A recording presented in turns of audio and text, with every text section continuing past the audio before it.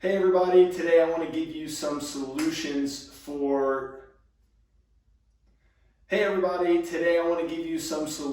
to explore for integrating a morning movement routine into your daily routine. Morning movement is one of the most high leverage strategies that you can implement. There's science that shows that morning movement stimulates metabolic rate through the rest of the day, that it stimulates the fat burning genes, that it can actually specifically target burning belly fat. It has been shown in several different studies that it can improve mood, cognitive function, that it can even inhibit the progression of neurodegenerative diseases like Alzheimer's and dementia. And then it's also really good for immune function because it is moving the lymphatic system first thing in the morning, which is kind of the plumbing works of your immune system. And then it is also giving your soft tissue and joints an early morning dose of movement, which stimulates circulation and healing and tissue resilience and mobility. So look, if I haven't sold you on morning movement yet, then I don't think this video is for you. So now let's get into kind of the practical. What are some things that should be included in a morning routine? So for me, I always start my morning routine with a softening exercise or a loosening exercise. This is something I borrowed from Tai Chi training, and there's several different movements that I'll do or implement kind of depending on how I'm feeling or maybe what my training goals or plan is for later in that day. But one of the most basic ones is just this rotational softening exercise, and it's very simple as far as what you're trying to do, but actually making it fluid is a little bit more difficult and kind of a cool meditation. So all you're going to do is stand with your feet about shoulder width apart, soften your knees and ankles, get your pelvis in neutral. So if you imagine that your pelvis was a bowl full of water, you wouldn't be spilling water forward or back. And then we're just going to rotate the hips, which is really just retreating one hip, advancing the other, retreating the front hip, advancing the other, and then just allowing the body to be loose and just to move as a ripple effect of what the hips are doing. So my hips are moving forward and back, so my shoulders, elbows, wrists, and even the joints of my finger are just moving as a consequence of what my hips are doing. And then I focus on diaphragmatic breathing.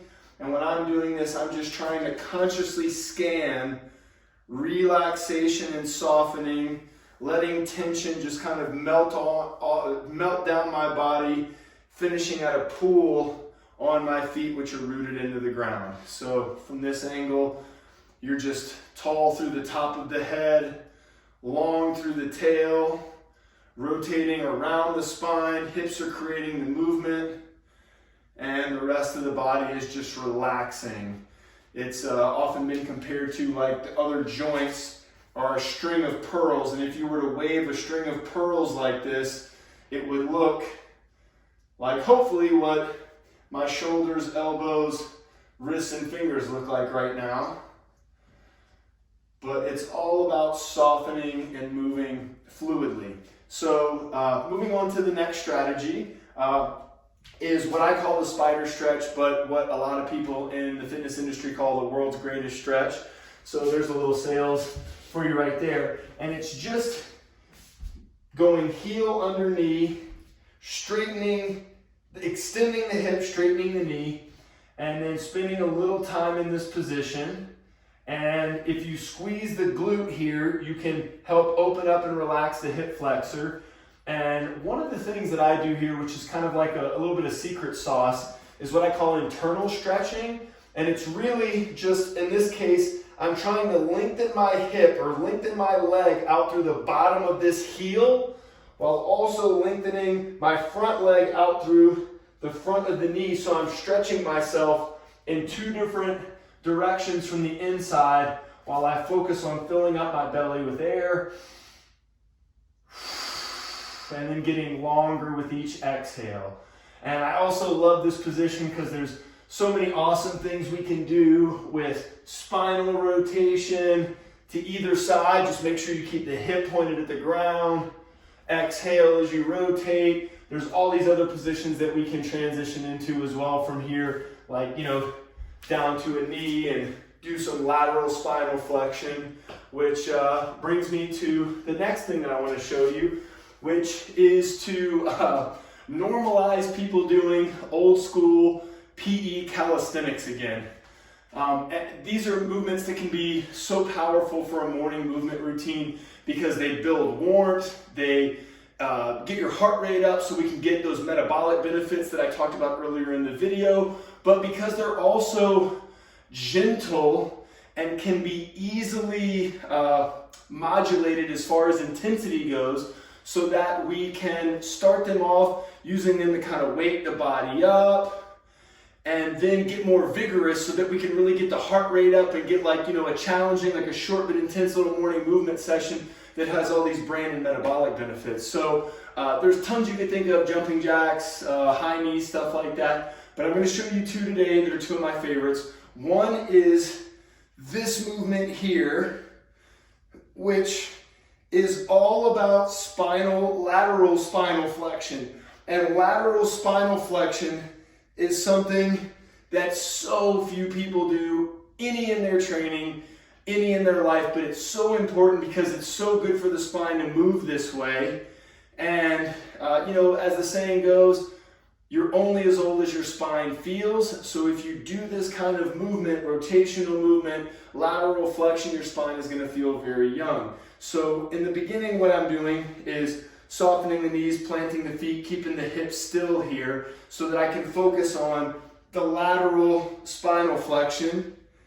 And one of the things I'm thinking about as I'm throwing my hand up is projecting the bottom of my rib cage up and out through the end of my elbow and on into infinity.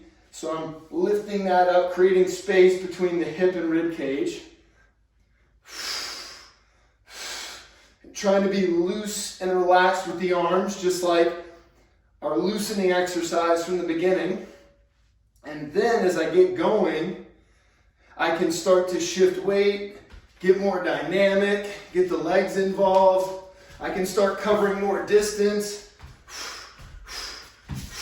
Right here, for those of you that play basketball, this is very similar to the mechanics of a Euro step. Oftentimes I add a medicine ball and go overhead to get more core, shoulder, hip challenge here, still getting the spinal flexion, getting the core more engaged.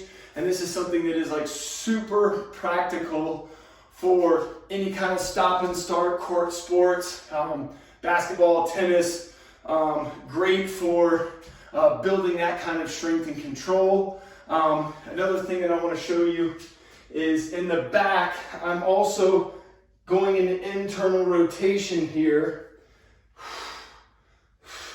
So I'm also giving my shoulders a lot of love here. And I'm not forcing it up there, but I'm using relaxation, breathing to create more internal rotation of the shoulder. So this is actually something I really love anytime I'm doing pressing movements for strength training as well. And then the other calisthenic is the one that I think is one of the most underrated, and it's heels to butt.